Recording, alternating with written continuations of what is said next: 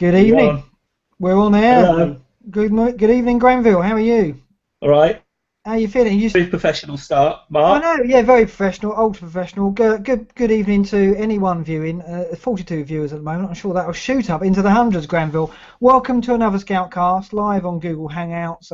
If you're listening to the podcast 24 hours later, welcome to the show. Granville, 31 points back, Granville. It's my biggest swing of the season. I'm delighted. 3 weeks to go, though. You're a swinger. What happened to me this week? Well, you basically... I think what it was is my defence let me down yet again. It's like with my defence, it's either what's the word? Feast or famine is what you want. Feast or famine. That's the phrase? And this week I got Adrian 2 points, Mertesacker 5 points, Skirtle 0, and Cahill 1. I didn't have any Everton defenders. That's my problem. Thing is, I was thinking you're going to get Ward off the bench because Silva's not going to play. It didn't happen, did it? That was going to be your saviour. See, that's the reason why I didn't play Speroni, because I just thought I don't want to double up on Palace particularly, and I thought there's no chance of Silva. I didn't think there's no chance of him playing. I just thought it was very, very doubtful, which he was a doubt. So I put Ward first sub, and I was sort of expecting him to come on, and then I saw Silva's. As soon as I saw Silva's name on the team sheet, I thought, oh, here goes. I know what's going to happen. He'll get 1 point. I think he got 2 points in it. I just knew it would happen. I knew that Pellegrini brought him back too soon. He actually lasted most of the match. I think it was just an impact injury, which has actually turned his ankle again, and it looks like it's going to be out for the season. So he's another major injury right at the end. Not how we could have done with these during the season to shake things up, but it just seems like we've got Terry, Czech, Silva all injured all at once, and Hazard. Everything's shaken up now. Yeah, anyway, Granville, we digress. We're gonna look at the mini league situation in a bit more detail. We've got to talk David Moyes, of course. I've got a United fan with me tonight. We've got to talk David Moyes. I've got to ask you what you think about the whole situation. We've got the regulars, we've got all aboard, we look at the bandwagons, we got the mini game, which I don't know if you noticed, Granville, it's getting squeaky. Yeah, it's all happening. It was a big week for me in that as well. And later on, we've got John T arriving with questions from the community, and this week's guest is disabled, Luke Williams, who is basically flying high in both the Sky game and the FPL. Luke I think he's 7th in the Sky game, 35 points off the prize money. So he'll be joining us later on with John T. We've got some questions from the community for him and for you himself, Granville. So let's crack on. Yeah, so 31 points back. The gap is now what? Let's have a look at the gap, because it's looking, for the first time in a long time, it's looking fairly comfortable. What is it, 70, 60? There must be 70-something points. It is, let me just get this up now. It is, 71 points. Okay. Yeah, so you closed it up.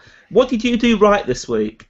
Well, I got Eric. I spent some points. Right? I spent some. That was my transfer as well, Ericsson. Yeah. Okay. But the thing is, everything went right for me because I got Morales out and I got Silva out, and while on the surface Morales got the goal, he's got injured now and he's out for the season. Yeah. Silva's injured, could be out for the season.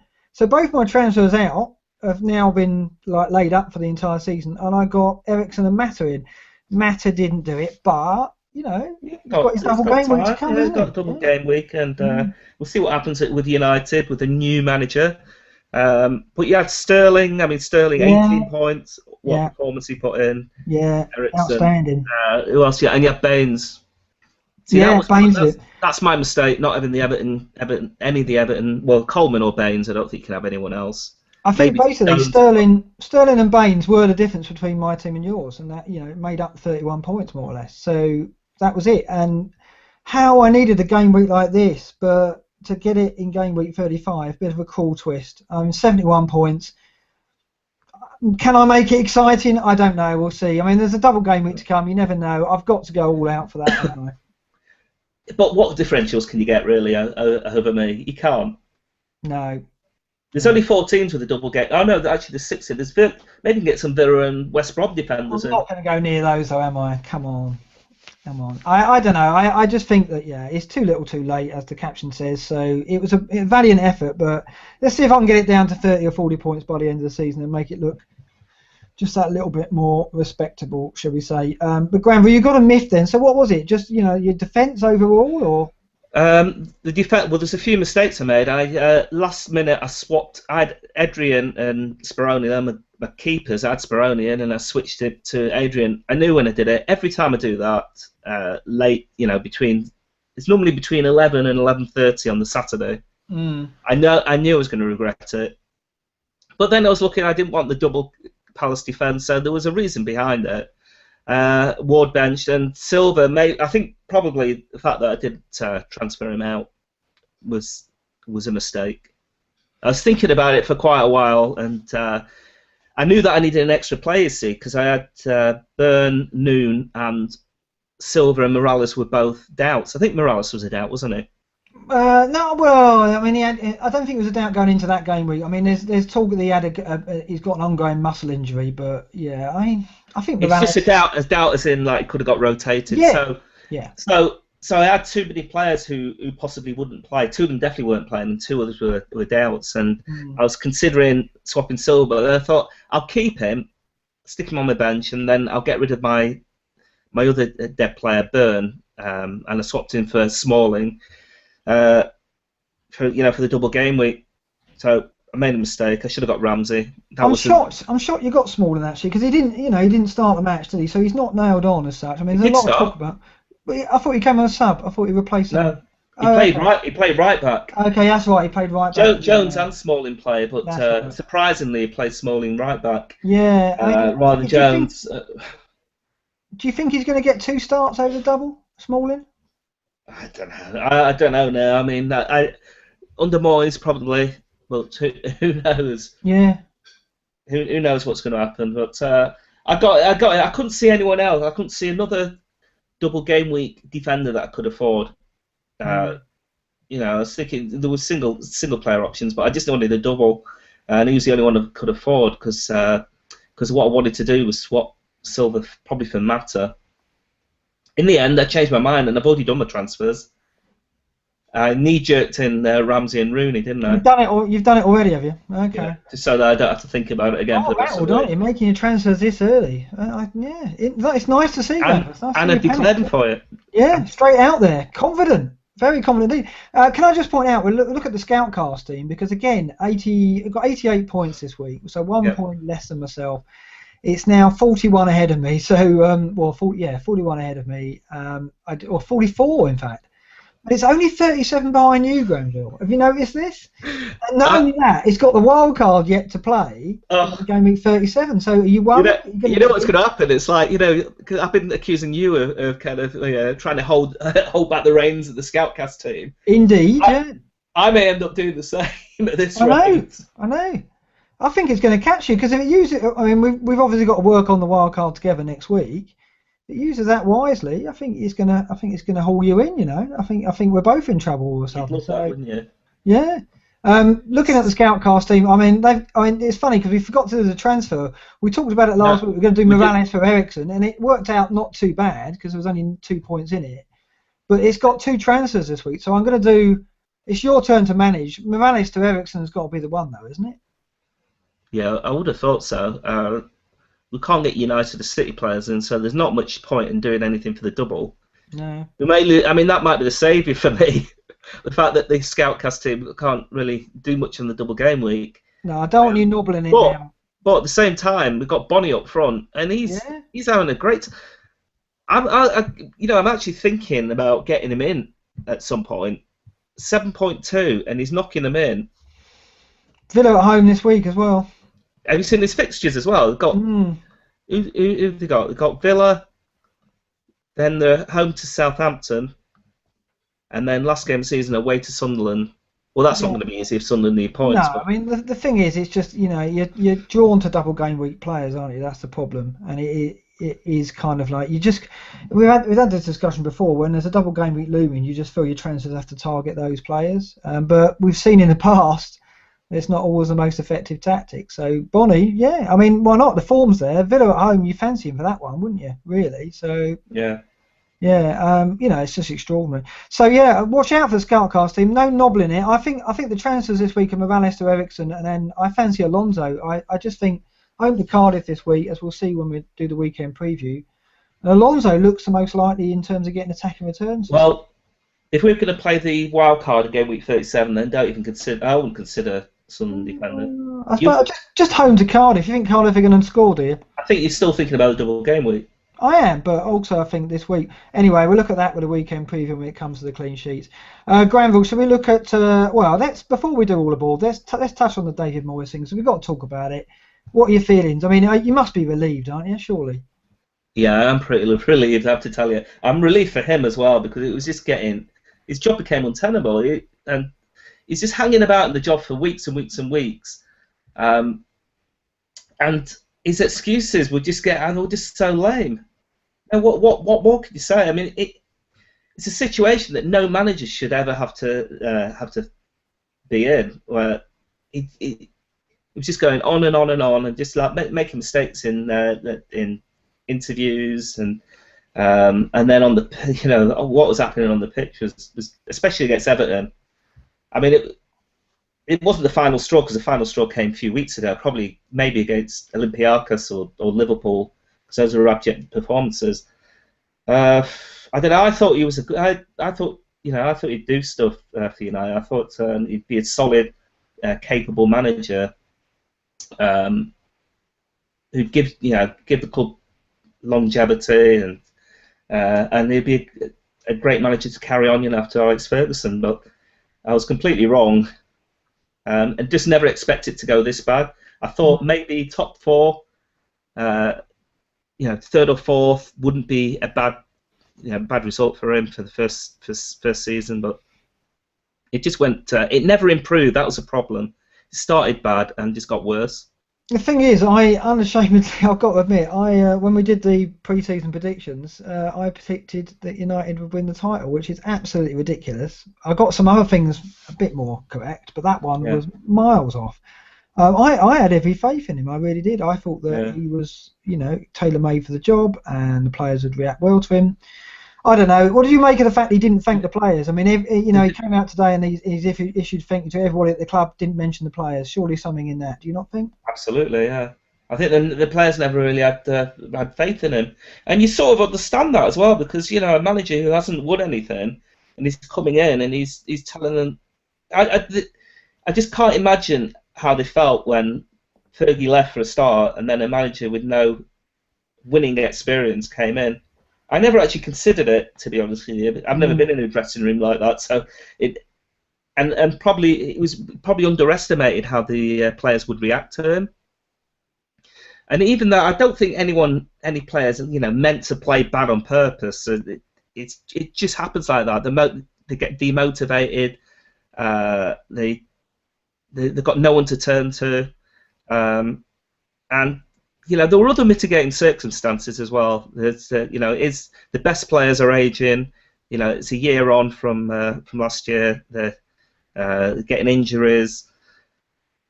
There are other reasons why he couldn't perform well as a manager, but at the same time, he's just made too many mistakes to continue. I think. So, from a fantasy perspective, do you think, like with the game week 37 coming up, are we going to see an upturn? I mean, is Giggs going to get the best out of him straight away? Is Rooney going to react well to it? What's he going to do with Mata? What do you reckon? I think some of the players, I mean, we don't know who they are, but the players who did particularly like Moyes, I can only imagine a positive reaction. And I have no idea what Giggs' tactics are going to be or anything. I don't think we can even predict it. You could say, because he's a flying winger, he's going to play Valencia and Nani on either side. It's not the case. He may be a really dour defensive manager. Who knows? But it's only 4 games, and the United haven't got much to lose. I mean, I think the thing they have got to lose is the qualify for Europa League. Even though I want them to be in Europe, I think it probably would be beneficial if they weren't. You only have to look at the way that Liverpool have managed the season without playing twice a week. That is beneficial to the team. The other thing to consider is, like, if we're not playing in Europe, then I still think we're playing midweek, because what's going to happen is that the Glazers are going to need the money, and they're going to send them to all parts of the world to play exhibition games.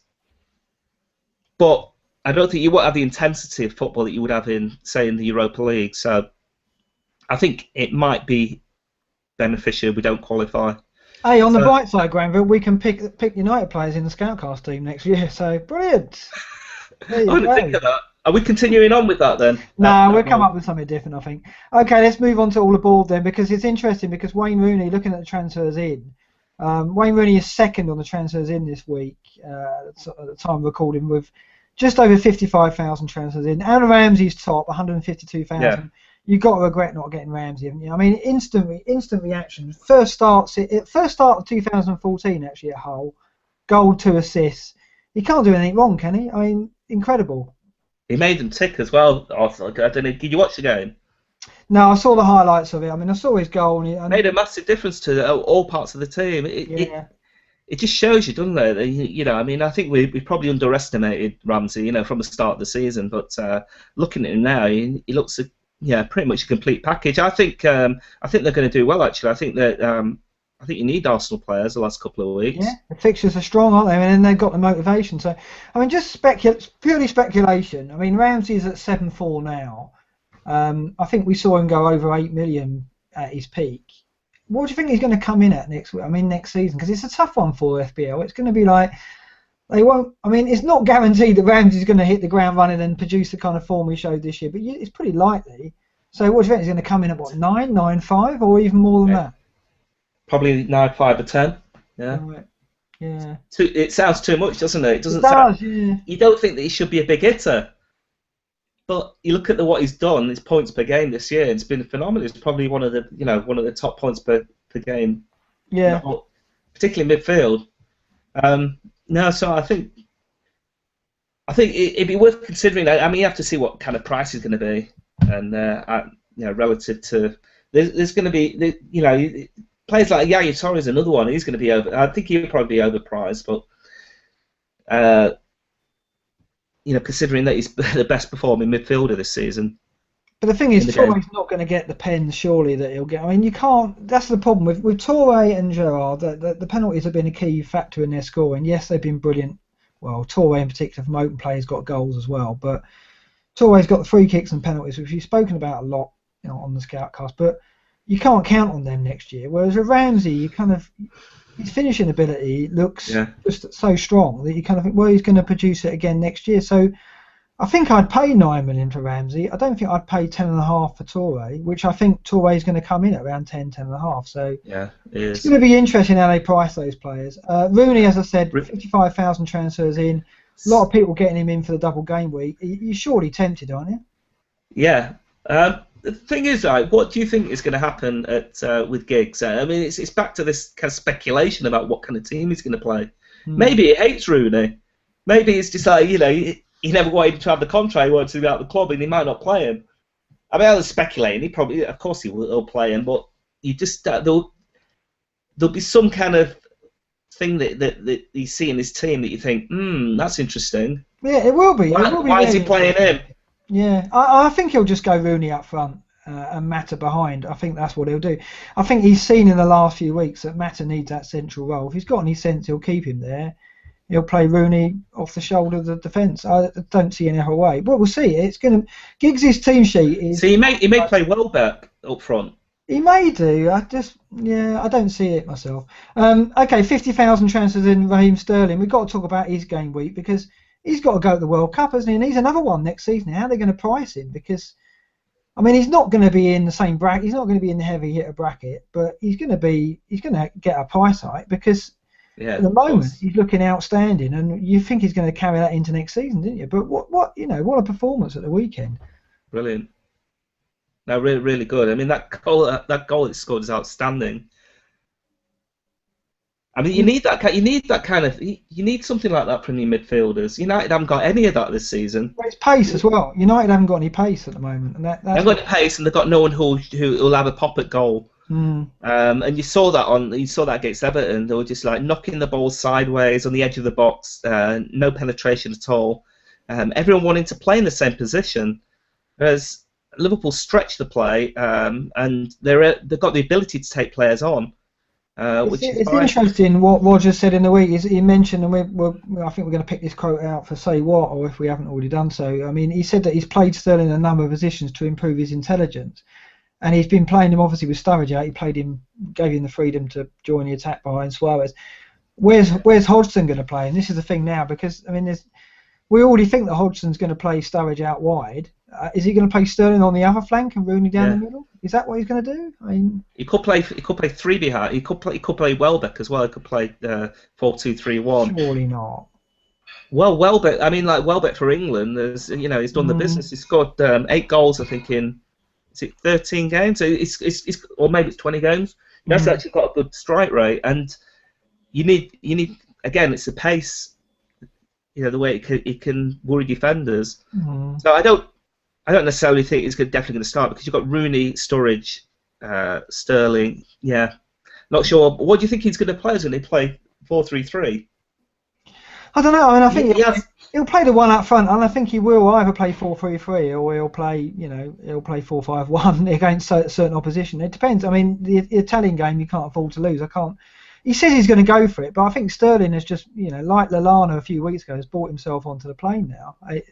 We said a few weeks back it's looking difficult to predict the score, but actually names are just leaping out now. I actually think Welbeck's not a sure bet to go. I think he's going to need a good couple of games. So. No, he will go. He'll definitely go. Okay. Aguero, 40,000 transfers in. I mean, he got the goal, didn't he? And he's looking sharper. But the trouble is with Aguero now, Silva's out, Torre may come back, but City's attacking threat is probably in question, especially when they go to Palace at the weekend, which at the moment looks one of the toughest fixtures around. It's just ridiculous. Incredibly, yeah. City haven't got any fluency really. They have got a class player in Aguero up front. I think they can still score goals. They're struggling to keep him out the other side. You see at the weekend as well that all the defenders scored points, other than Clichy. Yeah. Company, Demichelis and Zabaleta. Didn't play Kolarov, did he? Again, got the extra point from Kolarov again. He come on for a little cameo at the end. Unbelievable. Who did you have waiting the first sub? I had Chambers, and then after that, I think I had who was it? I had a 2-pointer waiting, so no harm done really, to be honest. But yeah, I mean that's what you get from Kolarov. Eriksen, 37,000 transfers in. So the top 5 players transferred in this week: Eriksen, Aguero, Sterling, Rooney and Ramsey. Hard to argue with them. I suppose, Aguero, you probably would favour Rooney over Aguero at the moment, given the fact that the City injuries and the fixtures. I mean, Rooney's got a double game week. But Eriksen's form just looks irresistible. It's just he's on such a run, and he's another player where you think, well, already I'm having him next season. So, you're looking at it and going, well, in midfield next season, Ramsey, Sterling, Eriksen, it's almost picking itself already. Of course, things are going to change over the summer. Yeah. Players are going to come in, but you've got to say these players are ending the season in such form that we've got, almost our initial squad's picking itself. The so-called Power 5 from last season, was it last season, season before? We seem to have them every season. It does change each season. I think Hazard is the only one who's continued on in that 5 this season. So it does change all the time. And this year the strikers have done better than ever. And the defenders all players have, the defenders have because of the bonus points. Yeah, the bonus has definitely helped them. Talking of Hazard, he featured in transfers out. Top of that, though, is Silva on 76,000. Sturridge coming in 57,000 transfers out. Then the Hazard 55, Torre 48, and Morales 42. And all those players are injured. I mean, I'm worried though that we're going to get caught out somewhere. That say Hazard comes back next week or the week after and scores a brace. That's what normally happens when you transfer out big hitters. But he's not going to, is he? I mean, what do you make of it? I mean, Mourinho has said he's going to put a weekend sailed out of Liverpool. Got to be mind games, isn't it? Do you not think? Well, he has to put a weekend side out anyway because he hasn't got Czech and he hasn't got Terry. Yeah. Mikel and Lampard got booked, so they can't play the second leg, so they'll definitely play at the weekend. Probably maybe with Matic in the middle, and then they'll probably rest a couple of defenders as well. I think they can afford to, can't they? They can afford to rest one because they can bring in Cole. Yeah. Push. Maybe Aspi to the other side, Ivanovic to centre, then rest Kale or Luiz. Got Luiz as well. I mean, I just think Hazard is. I mean, he's not going to play at Anfield, is he? I mean, you just can't see it. So, is he? I mean, if they get to the final as well, is he going to rest Hazard for the remaining matches? So I think getting rid is probably.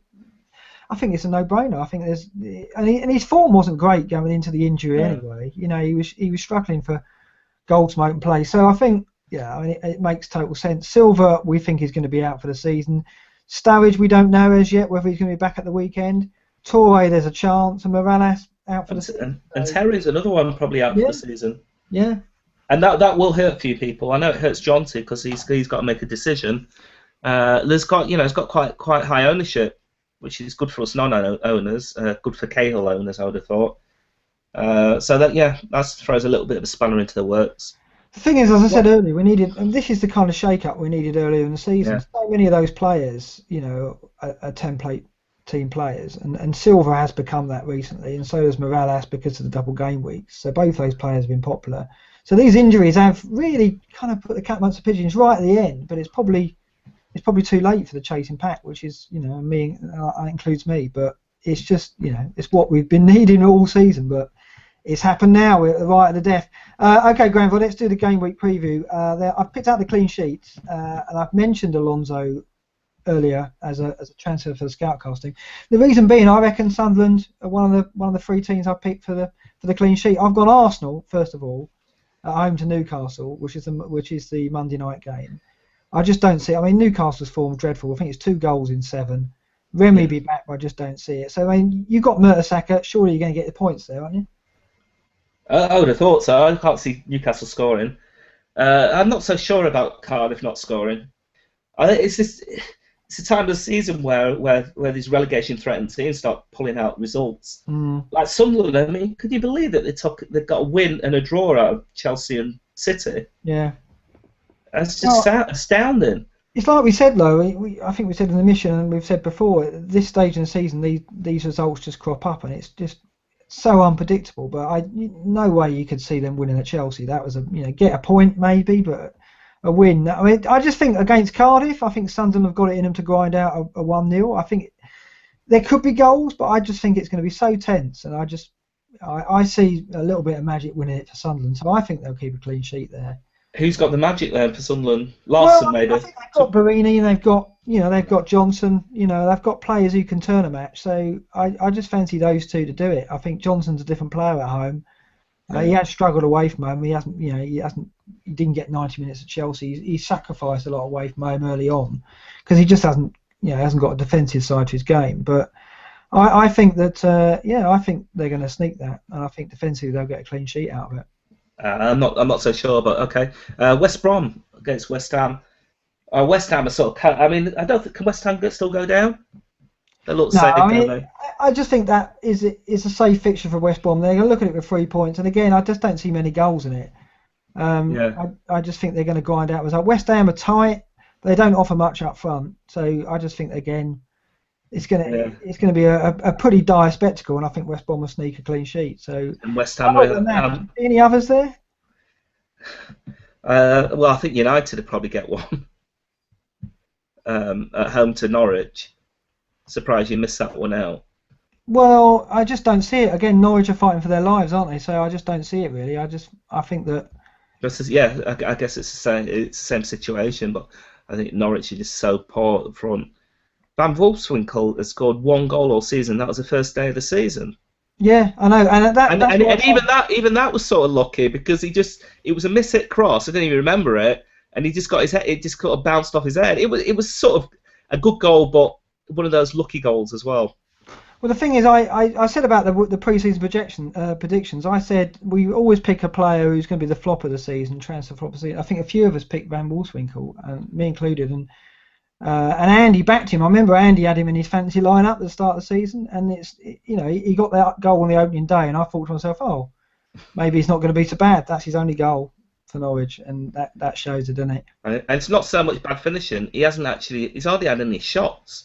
Yeah, no, it's been a shock. I know he's been a bit injured, but Hooper's what? Yeah, I think United are going to get a clean sheet. That's. I can't see anyone else really that I can be sure that we're going to get a clean sheet. No, I think I have to go with what you've gone for there.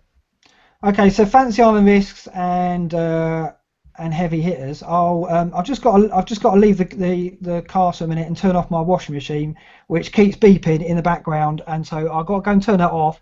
While I'm doing that, I'll let you look at the heavy hitters and Fantasy Island Beer. So we're back in about 30 seconds.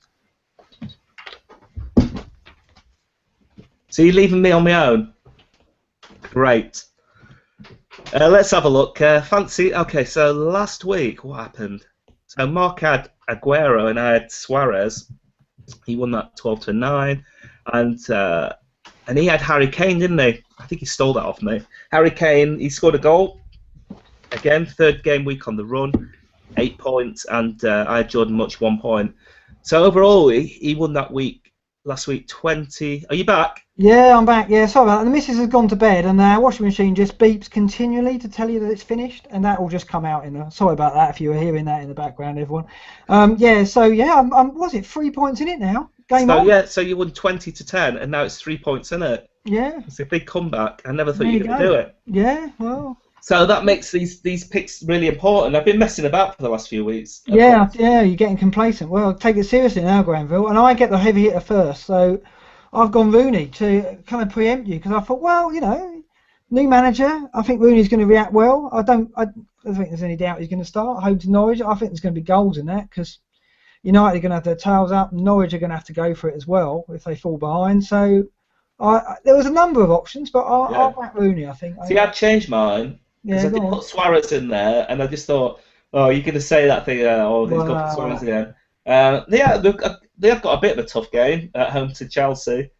But anyway, I changed it. I couldn't be bothered going with Suarez, so I should really be trying to consolidate my 3-point risky this, go on. But I've gone for Bonnie. Yeah, so you mentioned him earlier. Is he heavier? I suppose he will be next season, so... It was him or Ramsey, to be honest. It was one of the two. Ramsey's got a slightly easier fixture, but I just think he's just, he's banging. I think Bonnie looks. It started. I thought the beginning of the season was a bit tough for him, but I think he's got into it now, and he's injury free. Yeah, I quite fancy him over the next. He's going to be a force next year. I mean, he's another player. We've spoken about Ericsson and obviously Ramsey and Sterling. Everyone's going to have them on their shopping list. Bonnie as well. I mean, come on, he's got 22 goals in his first season. I think it's 14 in the Premier League, which is a pretty good return, and he's probably going to get a couple more before the season is out. So again, Bonnie, I mean, what are the FPL going to put him up to? I think he was 7.5 this year on initial price, maybe even less. So, what do you reckon? You think he's going to get a big hike? Well, I don't know. If he doesn't, I think he's going to be. I mean, we don't know what's going to happen with Lukaku, do we? So Lukaku could go out on loan again, or he could leave. He's probably going to go overseas. That's the talk. So Lukaku's going to go. Bonnie is kind of like going to be in that bracket. He's going to be that between 8.5, I think, and a lot of people are going to go for him, I think. Yeah, Mark, you're gonna have to give me a minute because I need to plug in my laptop because it's going to run out of power. Oh, I don't believe it! Washing machines, power packs. This is I have to do this very highly quickly. Unprofessional. I can see John T grinning in the background there. Unbelievable. Sorry about this, viewers and listeners. We've just gone over the 100 mark as well. Yes, so Granville's gone to sort his power pack out because we may lose him altogether. So the tension is unbearable. Will Granville's laptop see out this period? He's back and he's plugging it in. Sort it out, Granville.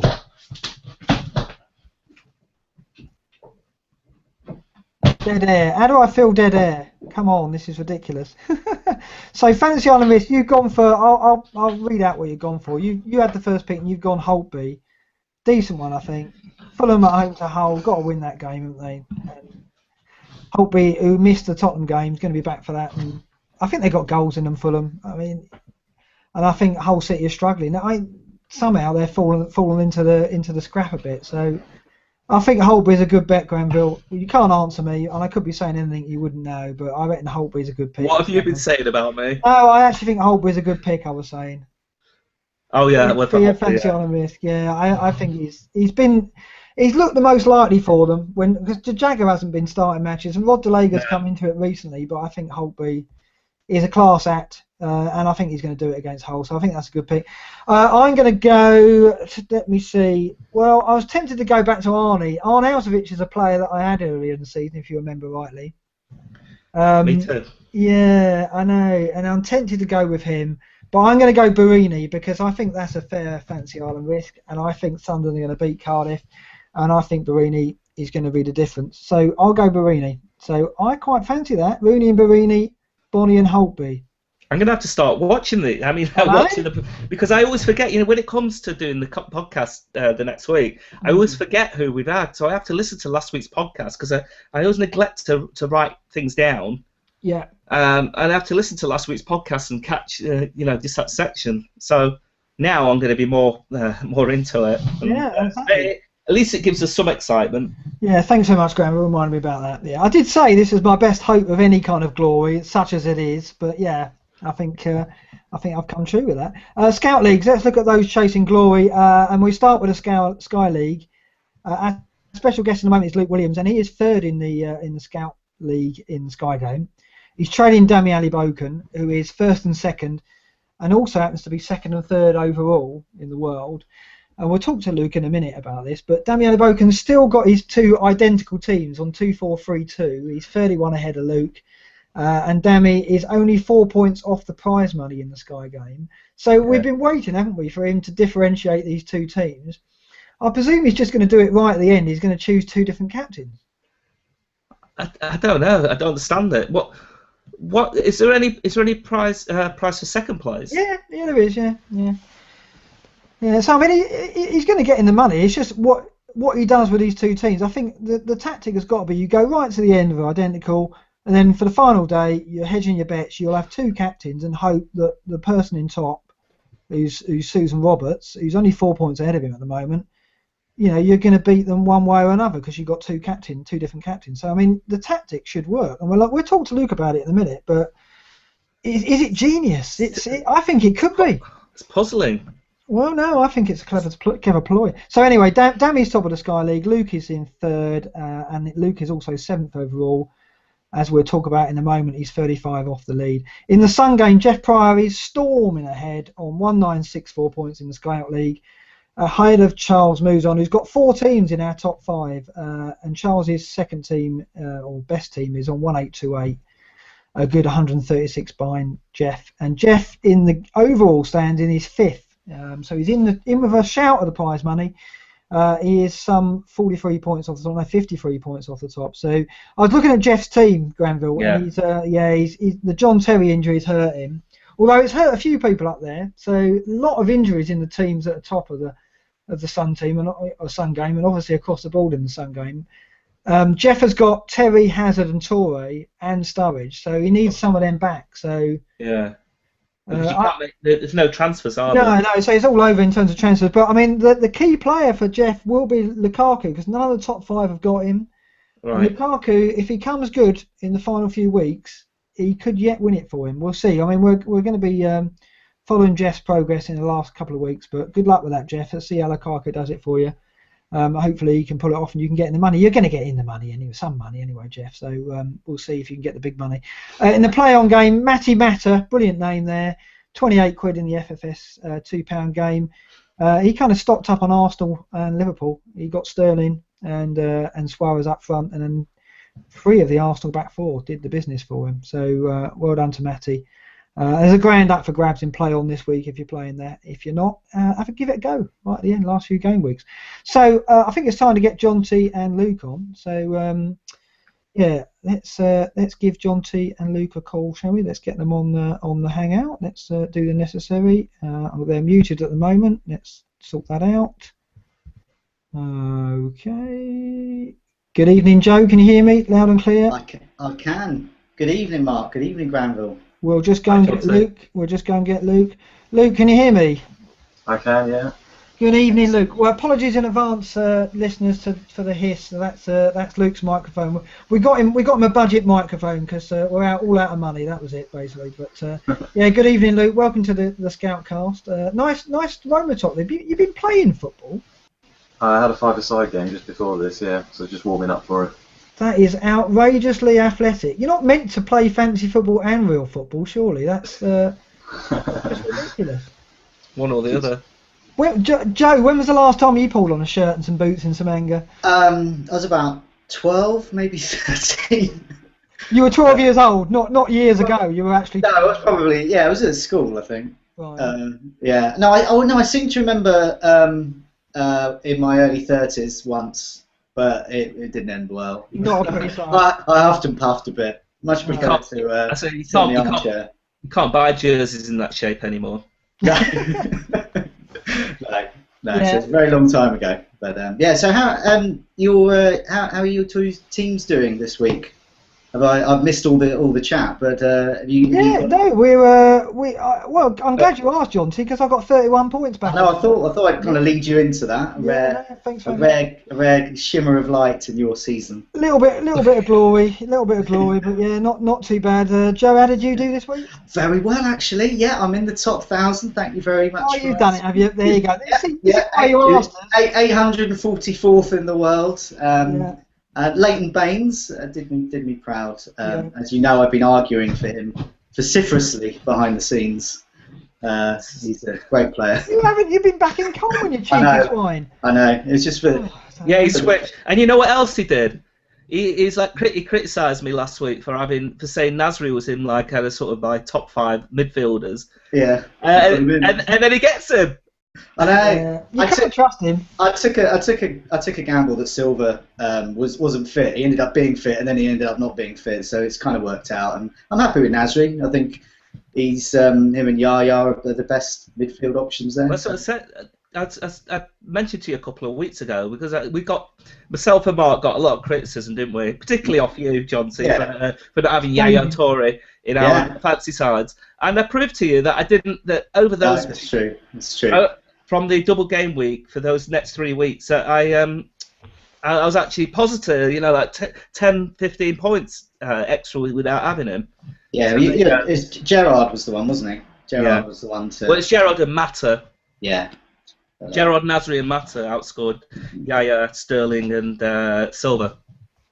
And Luke, how about you? How was your FPL week? We'll come on to your Sky week in a minute, but how was your FPL week? I got 71. I did okay. Yeah, missed out on Sterling. Should have captained Aguero. Should have went for it. Did you go Suarez, Luke? Yeah, I went with Suarez. Yeah, had to do against Norwich, really. Didn't you? Yeah, I did as well. Yeah. Only scoring 1 goal. It was a bit of a surprise. No, but Luke, we got you on not because of your FPL prowess. It's your Sky game.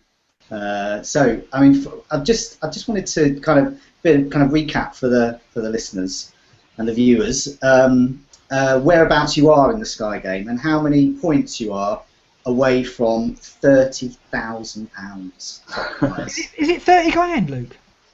Yes, 30 grand first. 30,000. You have to keep saying it. 30,000. So how many? Whereabouts are you, and how many points are you off? Currently 35 points off, so I'm in 7th place. I think it's the top 5 that get paid out cash of some sort. Second is 10 grand, third is 5. It goes down after that, but yeah, so not too far off. But everyone's catching me up, unfortunately, because I've run out of transfers. Are you starting? You've run out of transfers, and we'll come to the kind of intricacies of the game. But how are you? Are you starting to think how you're going to spend £30,000? Of course he's not. He can't. No, I would. Little dream about it. No, at least it's not a digital camera, Luke. You're going to get more than that, aren't you? Well, it'll be on a holiday first of all, definitely. With my current job and having a 1-year-old. But is this is this the time of when you're so close to winning it? But is the tactic to not really think about it and just not worry about it? And that's impossible for me because I just think about fantasy football 24/7, whether I'm 7th or 40,000th in the world. Okay. Good answer. Yeah. So, I mean, for a lot of people listening, the FPL game's the big one, and less people do Sky, but perhaps more will once they realise it's £30,000. But it's got different rules, and the two biggies. You've got limited transfers. You've only got 40 in the season, and there's a captaincy rule where you can change captaincy during the game week and keep the points for one captain, move, and then get more points. You can make transfers within a captaincy as well, and it's quite intricate, really. So, how have you? You clearly suited to those types of rules, but do you like those rules? Are they good? And what's your kind of? Yeah, I think they are good because obviously it's a different game. I think if you're used to FPL and you move over to Sky, it's quite tricky. But because I started with Sky originally and I've got a little bit of experience with it, it's kind of second nature to me at the moment. The limited transfers angle just means that with FPL, sort of you can look at the ticker, target 6 or 7 games, and maybe bring in a defender for those kind run of fixtures. With Sky, you can't really do that. You run out of transfers too quickly. So you kind of pick players based on for the season in defence anyway, and use the transfers more for attacking players because they score a lot more points. Do you find you go for players that have a good record of not being injured? So I mean, we mentioned Leighton Baines earlier. He's usually pretty good for not getting injured. But I mean, do you find yourself going for players that you think might not score points, but they'll do you okay? Yeah, in some cases, but then there's others where it doesn't matter. You literally have to have them in for their run. Players like Walcott and people like that. I mean, you're going to have to transfer him out 2 or 3 times a season, but it's so worth it just to have him. I mean, if you have him in captain when he gets 2 or 3 goals, just flies you up the league. So, John, I've got to ask Luke more about the captain because it's still confusing, isn't it? Really, I mean, let's be honest, it's not perfect by any means, is it? And so, I find myself having to look ahead to the following game week when I decide my captain, because a lot of it, I don't know, people who don't play it won't realise this perhaps, but you actually have the captain that you end one game week on is very important, because if that player isn't playing on the Saturday, you're forced into making a captain change on the Saturday if you want to get a captain on Saturday. So actually, the tactic is to pick a captain and come out of the game week with someone playing on Saturday, isn't it? Is that right? Is that how you play it as well? Yeah, it is, definitely. Obviously, the more captains you've got, the more chance you've got to make a lot of points. But then at the same time, you've got to go for quality over quantity, and sometimes just having Suarez in a week is going to be better than, say, Lambert and Benteke. I must admit that I've left mine on Suarez for the last few weeks. Well, I'm not doing particularly well, so I'm not that bothered about it. But it's still served me well. But the only time I changed it in the last few weeks is the double game week last time when Bardsley played on the Monday, and I swapped it to him, and he got -3, so I had that doubled for -6. Oh God, yeah. Similar thing with Adebayor missing a penalty. Got me minus. It's horrible. Did he get you a minus? Oh, it's a killer. Yeah, Luke, tell us your Adebayor story, because that's extraordinary, the whole Danny Rose thing. Well, I had him capped him on a bit of a punt for the Sunderland game where he got 2 goals, which I was very happy with. And obviously it carries over, like you've mentioned. And then I've also got Danny Rose in my team. He's listed as a defender in Sky. So he wins the penalty. Adebayor then goes on to miss it. I would have had the assist and the double captain points for the goal. Ended up with about -4 for the both of them, which really didn't help my causes. What point swing is that? I think I ended up with -4, and if he would have scored and gone on, it would have been roughly about 18. So we're looking at about 20-something points swing. Ugh. And at this stage, I mean, they're 20 points closer. So do you think that those in the top 10 or certainly the top 6, do you think they've run out of transfers as well? I think they're going to be pretty close to it, because I keep thinking, I mean, I've got David Silva in my team, I've got Peter Cech in my team, which was a real knockout for Wednesday. I was hating on that. I think they've also got problems, because I keep catching them even though I've got quite a few players, but there's a lot of people catching me below, so anything could happen in the last few weeks. I mean, there could be people who paced themselves brilliantly. What do you make of the Demi Alibokan situation? Because he's obviously got 2 identical teams, and presumably he's going to just split his captains. I mean, it's good tactic. I think so. I mean, because the Sky interface can be a bit dodgy sometimes. I sometimes wonder if he realises he's doing it on both teams. I wonder if he just thinks he's doing one team. I don't know. But yeah, I'd imagine he will split them. He's been up there the entire season, so yeah, I mean, if he wins it, I think he deserves it, to be honest. Yeah, fair enough. Well, if he wins it, he gets first and second. Yeah. Well, it happened to Pascal. Like Pascal Evans last year came second and third in our Scout League, and I think he had 2 teams right up there, right to the end of the season as well. So yeah, I'm definitely going to be doing that next year as well. Yeah. Jonty, over to you. Sorry about that. Yeah, no, that's all right. We've got some questions from the community as well. So, I'll start with one specifically for Luke. It's from Johnny, who asks, how are you coping with the stress? You seem pretty chilled out, but he's actually quite stressed about it. Well, I've kind of already mentioned it. It doesn't matter if I'm 7th or 40,000. I'm always thinking about it, so it's probably not healthy. But I mean, the Jose Mourinho approach, just write myself off and just hope that if something's come, in my head, like being in the changing room. Being cool. One thing I was going to ask actually, because you're doing well in FPL as well. You're in the top 2,000, and so you're doing well in that, and so you clearly okay with that game, those rules. But which do you prefer? I mean, taking away the fact that you could be getting 30 grand, but rules wise and gameplay and enjoyment, which do you prefer? You think? Definitely Fantasy Premier League. I just think the way that you get a free transfer every week, you don't have to worry about it. You can target a player, like I've said, for sort of 6-7 weeks and not worry too much about it. You can get him back out and not, worry that you've wasted that transfer. The point sets as well is a really neat little. Yeah, I mean the whole interface as well. Just searching for exactly what you need and bonus points is so much easier to use.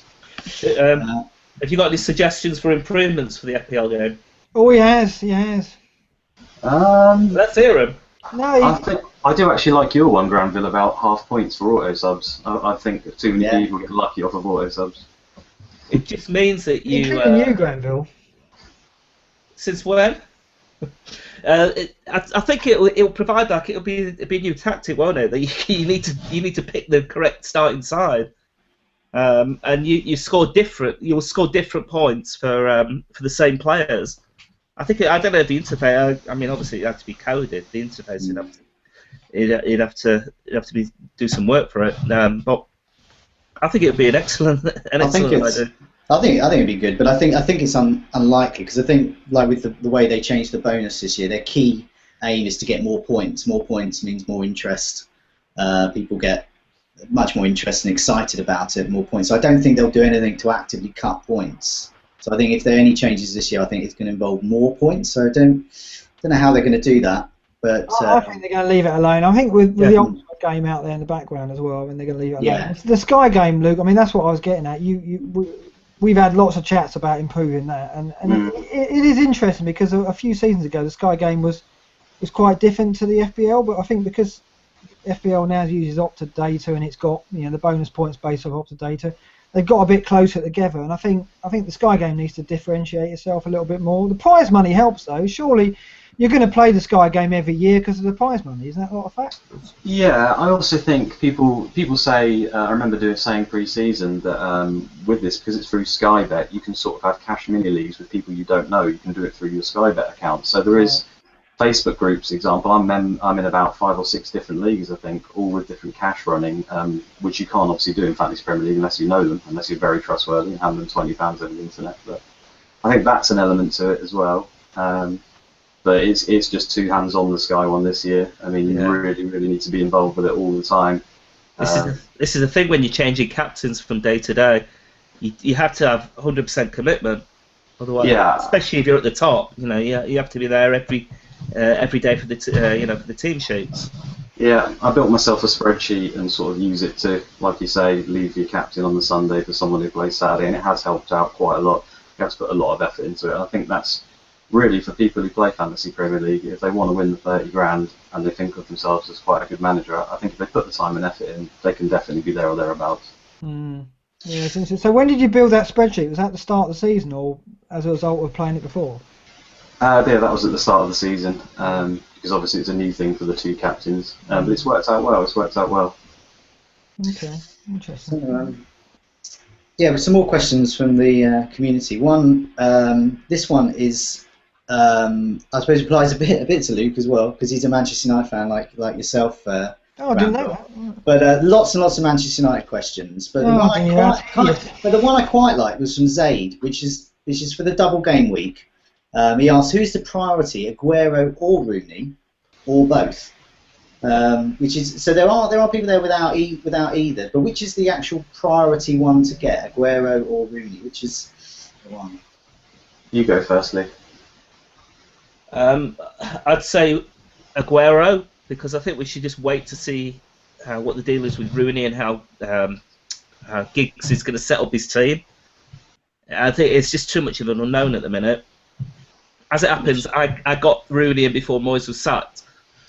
I just did it at the knee-jerk on Monday night, and I just thought, well, it's just going to save me the bother of thinking about of worrying about the transfers to the end of the week. So it's done. I could regret that. So you've got Aguero and Rooney. Yeah. Yeah. He also asked both. I mean, are they both essentials? Are they both the key captains for that week that should be gone? I think so at this stage of the season. You've got to go for it, haven't you, with those doubles for both the teams? I can't really see any other forwards you'd really want. Obviously, you need Suarez, so if you've got the money, why not? You say obviously, Luke, but surely, I mean, for me to get Rooney and Aguero, I'd have to get rid of Suarez, which I am thinking about doing. And I just think that if you're chasing at this point and there's a double game week coming up, and Rooney and Aguero is going to play in both, then that's a tactic, isn't it? The problem is that Suarez plays Newcastle last game of the season. You surely have to get him back. If they're going for the title, they need to beat Newcastle. Even if it's one, he'll go crazy. Suarez, that last game, just go mad for goals. You know what it'd be like? It'd be like when Chelsea played Wigan that last game of the season when they won 8-0. Yeah. I've got a feeling they might even give him penalties just because they want his total to be the most goals in the season or something. Well, he said they're going for 100 goals? Yeah, definitely. Which leads on to another set of questions really. Arve Nation and Geordie NUFC1. They both ask us, would we consider dropping Suarez? So, Mark, obviously, you definitely would. Yeah, I'm thinking about it. I'm thinking of getting Rooney in and pairing Rooney and Aguero. I just think at this point, what have I got to lose? I mean, it probably isn't going to work, but I'm either going to finish in the top 200,000, or I'm going to finish 500,000. So does it really matter? I mean, this was the argument I was making a few weeks ago about Yaya Toure. I thought I'm either going to finish 100,000 or I'm going to finish 150,000. It doesn't really matter, does it? Not particularly. I'd like to not be in six figures, mind you.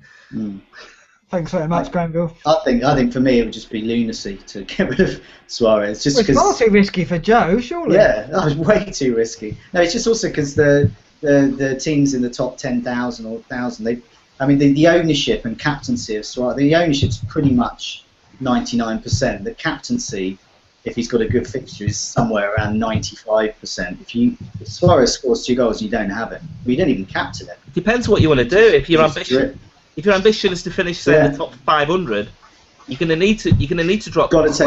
You've got to take risks, but if you want to, you've got to make up the ground elsewhere. But I'm in a position where I'm obviously not going to win it. I just want to stay. I actually want to. Very unambitious, but I want to stay where I am and get the highest finish I've had. So you keep Suarez, yeah. Yeah, and I think others in my position should do that. But then it's going to depend on mini leagues as well, because there's an option you get. There's going to be changes this part of the season. People start changing things. They look at their competitors and they're going to start making those decisions there because you can have money at stake.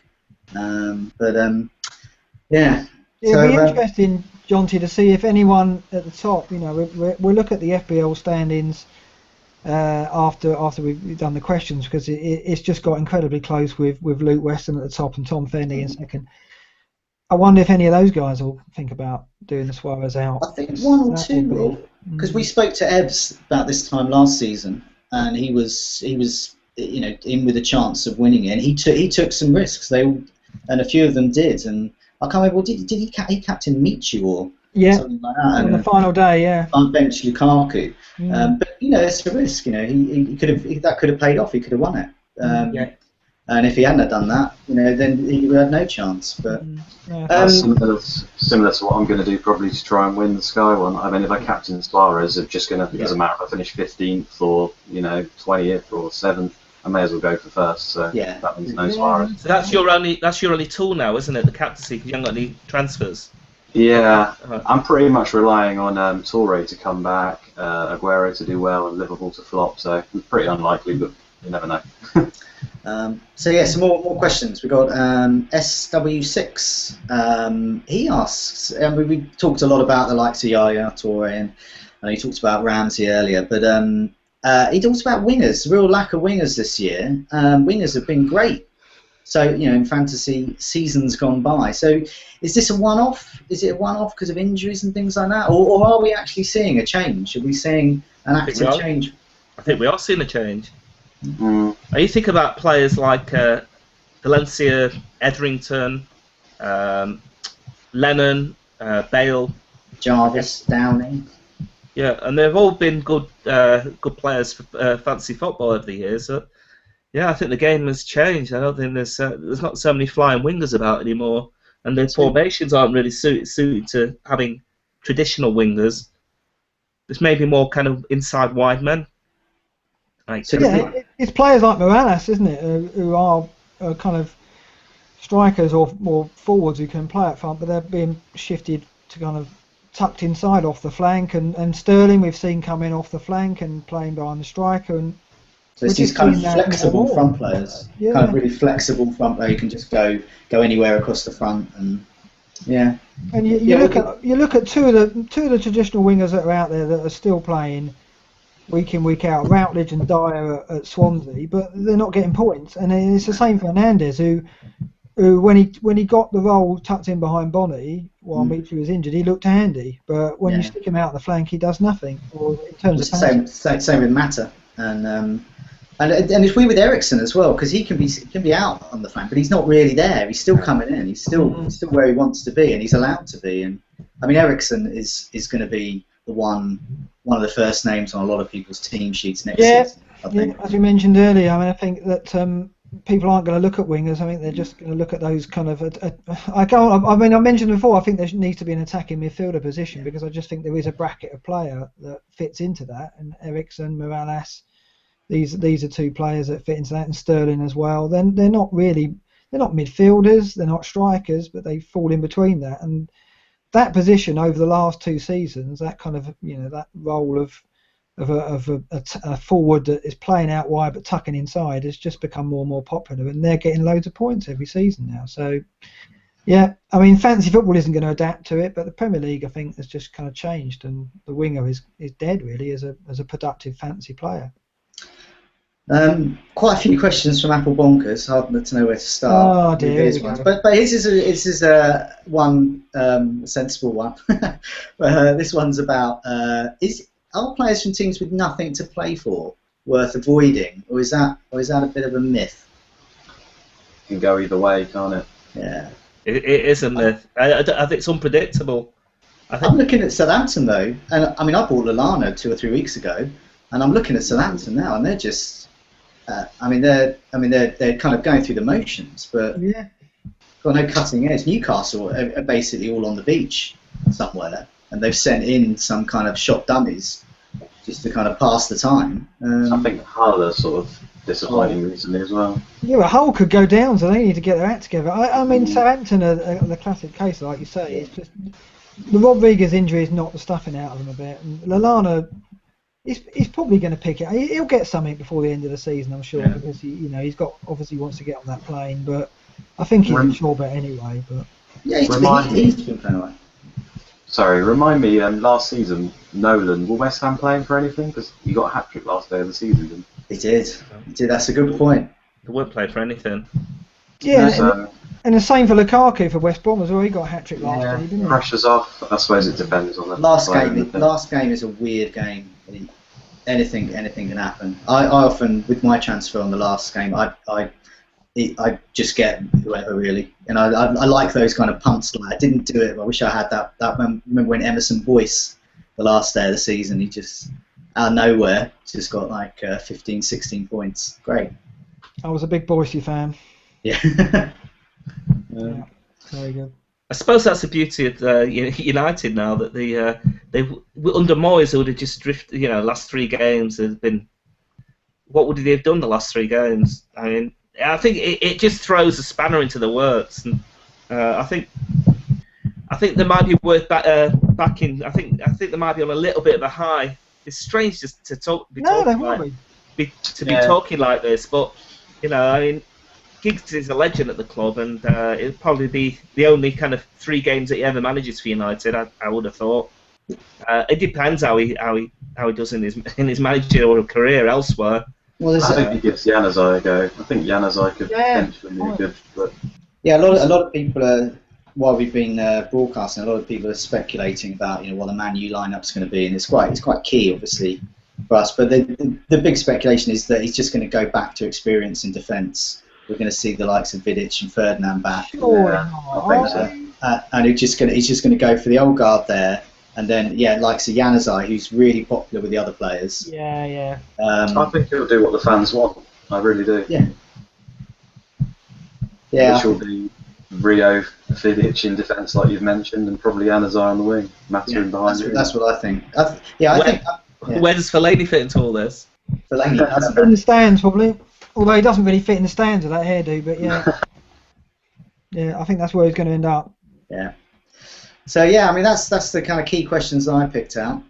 So yeah, some good ones there from the community. I quite like those. There's a few about your cat as well, Granville. There's no appearance. It's not made an appearance, is it? No appearance. Because I fed him. That's why I fed him just before we started. Mine is still missing. I don't want to talk about it. It's deeply upsetting. Oh no. No luck from Doosa. Didn't come up trumps. No. Doosa's been is listening in, by the way. He's been making comments on YouTube. Well, his contacts in the pet detective world aren't helping me, but you know, I forgive him. He's probably enjoying a nice glass of red. He is. Have faith, Mark. Anyway, mine went missing for 3 months. 3 months, right? Yeah. Okay. Well, we're moving in a couple of weeks, so when he comes back, we ain't going to be here. So you know, that's even more of a heartbreak if that happens. Oh yeah. I know, it's a shocker, isn't it? Anyway, let's look at the top of the FBL, Graham, because we haven't done it yet, and I want to talk about Luke Weston because he was on the show last week. Look at this at the top, and what is controversial here is Luke Weston is top of the Scout League. Tom Femley is second, and those two are 1 and 2 in the world. Luke is winning by 2 points. I'd just like to point out at this point, though, the 2 points that Tom Fenley is trailing by, that wouldn't be the case had they not changed that Sylvain Distin booking. Really? Because basically they obviously had to take the point off for Sylvain Distin getting booked, and then the point off for reducing his bonus from 3 to 2. They both have Banes, so they both benefited from that. But Tom would actually be tied with Luke had they not have gone back and revised that. Now, you know, it probably isn't going to matter at the end of the season. I imagine there's going to be points in it, more than 2 points in it before the end of the season. But it's quite interesting, isn't it, that is the difference. 2 points is a difference, and Tom has Distin, or did have Distin in that at that time. Wow, that. So, I mean, looking at the top 5 or so, it looks like it really is between Luke and Tom. Yeah. There's a 17-point gap between third and Tom in second, which obviously 3 games to go is nothing. But didn't Matt Martiniak make? He made up quite a few points, didn't he? On the last, he overtook 4 different players on the last day. Yeah, he made a couple of brave transfers, I think. It was much closer last year. They were quite bunched together. There was about, I mean, Evs will probably remind us, but it was about 20 between a whole bunch of them. There's quite a few kind of gaps here and there, but yeah, I mean, there's plenty of room. I mean, if someone just does one of those, as you said, gets rid of Suarez blanks, and they just do an odd captaincy, and that captain gets 20 points, then they're just going to shoot up. Well, it's all about double game week, isn't it? I mean, if Luke can get through game week 37 and have a lead, I think he's going to do it, but it could all change for that. I mean, Luke's already done his transfers. Right. Okay. 2 of them. Interesting. Okay then. Well, you know, it's just great to look at the top there and just see how close it is, because it's going to go right to the wire, which is something that I think. Of course, I can pretty much see what Luke's done. Okay. I reckon he's got. Don't say. No. Well, no. I mean, I don't. I mean, it's just speculation. Anyone would see it, but I think he's taken Silva and Lukaku out for Rooney and Ramsey, because he's made the early move because of the price rises. Because he's on in the bank 0. Yeah. And he's looking at covering everyone's captaincy because he's a good, wise player. He knows what he's doing. That's and if he's got Aguero, Suarez, Rooney, and Ramsey, he's got everyone's captain in the top 10. Yeah. So he's not going to lose much ground. That's what if I was him, that's what I would do. So Tom Penley's made 1 transfer.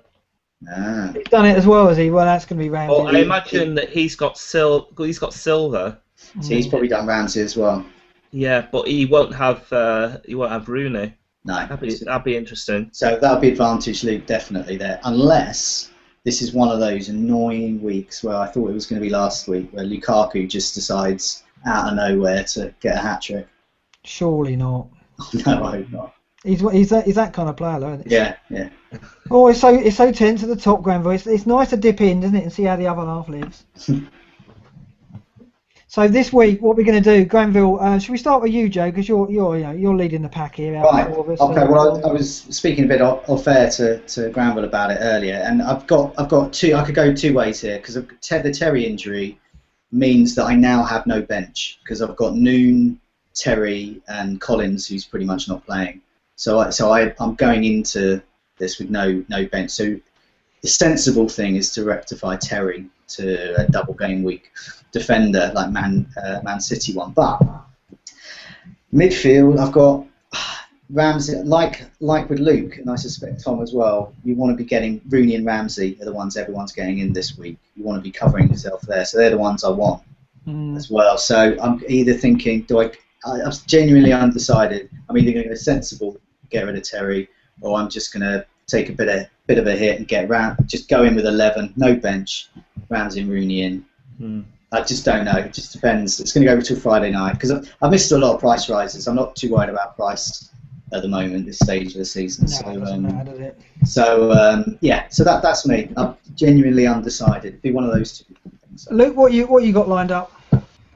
I'm probably going to bring Rooney in for Lukaku. That's almost definite. And then I don't know. I might spend some points because I've got double Chelsea defence.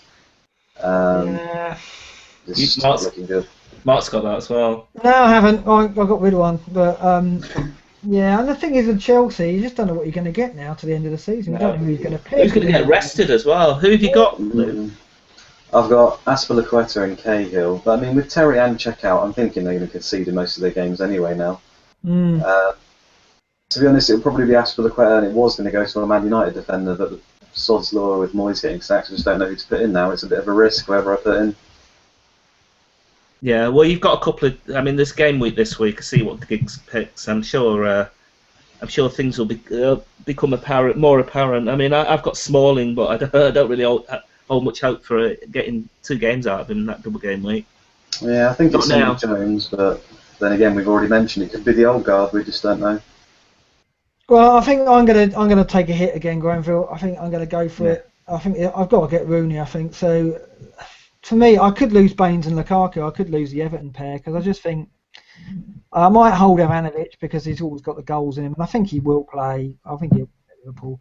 The trouble is, it's whether I play Kolarov or not at Palace, and if I don't get rid of Kolarov, I've got to play Dan at home to City, which might not be a bad thing. You just never know with that. So I don't know. I'm going to play Ward actually. You are you? Okay. Yeah, I'm sick of him. I'm sick of leaving him on the bench. Yeah, that's fair enough. I think it's hard to read what City are going to do there without Silva, and I don't know if Toure is going to be fit. It's a hard place to go, isn't it? So tight little pitch, Palace on fire. So I don't know. It's touch and go. But I think I'm going to take hits again. I just got to go for it because it's worked for me last couple of weeks. I've spent more points in the last 3 weeks than ever. And I've jumped up the ranks, so yeah, it's a bit late to discover that that's what I should have been doing all season. That's what Luke was saying last week, wasn't he? He says don't be afraid of the hits, when you need to, and to get those key players in for that week. I think everyone's been taking hits the last few weeks because of the amount of injuries. Yeah. And the amount of things that he forced him to do it. Yeah, I mean, I had to last week because I had Silva and Yaya Toure and no bench. Well, hardly any bench, so.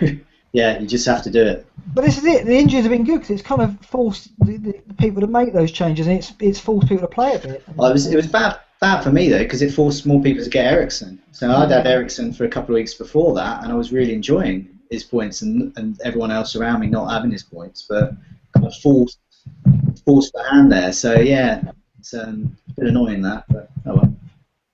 So Luke, I suppose you're restricted in the Sky game. I mean, there's not a lot you can do. You just sit back and pray for a bit of luck, I suppose. Yeah, pretty much. I mean, this week I'm only going to have one captain, so I'm undecided who that's going to be. It's probably going to be Suarez or Aguero. Right. The thing with the Palace game, like you were saying, though, I think it was mentioned in the big numbers, the Palace are conceding an awful lot of shots in the box. I think it's only a matter of time before they do get exposed eventually. Yeah. No, it could be, and I think people are going to. I mean, Aguero captaincy might be the differential because I just think that Suarez at Chelsea could be difficult. I mean, I just don't trust Mourinho. He says he's going to turn up with a weakened side, and he will have to an extent. But I just think that we're not going to see Chelsea roll over. And Suarez against Chelsea, there's history, isn't there? So this could be the one to take a risk going into double. I might well do it as well. If I was chasing, I would definitely captain Aguero this week. And it depends with Ramsey's an odd one as well. If I was in the top 100, or I don't know, even where I am, Ramsey is actually quite a good pick because there's quite a few people getting him in, but a lot of his ownership is dead teams. Yeah.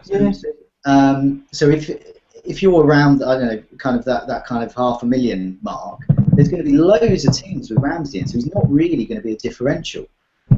So yeah, I think Aguero is definitely the default great captain pick for chasers this week.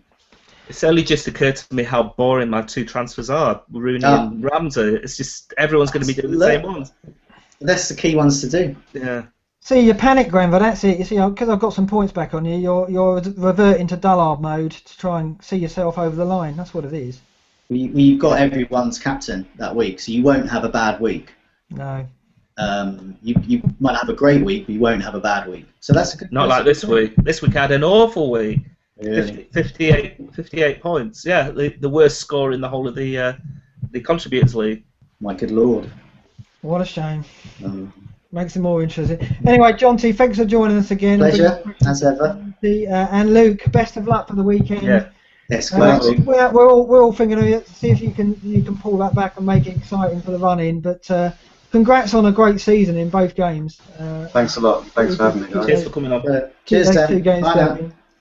Bye now. So Bye. Lee, Granville, then you just never know, do you? You seem slightly panicked, and I might go for it. For Aguero captain, see what I can do, see if I can pull it back. I think Should have done it last week.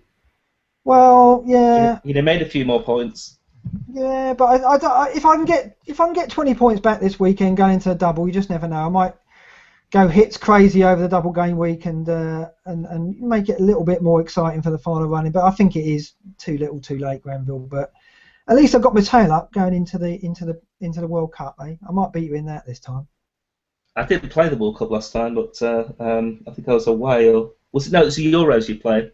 Yeah, you ended up playing the cricket game instead. We're not having none of that this time because I want you playing the World Cup game, so at least I can beat you at that going into the next season. I can't take this defeat and not have you play the World Cup game with me. Although you'll beat me at that because I'm all right with European football. Yeah, I know you'll probably have me at that quite easily. So yeah, maybe that's a bad idea altogether. I want to steer clear. Granville, it's been a pleasure as always. Shame your cat didn't make an appearance. Perhaps drag him in next week. We need some feline presence. It's good night for me, Granville. Good night. Good night, Granville.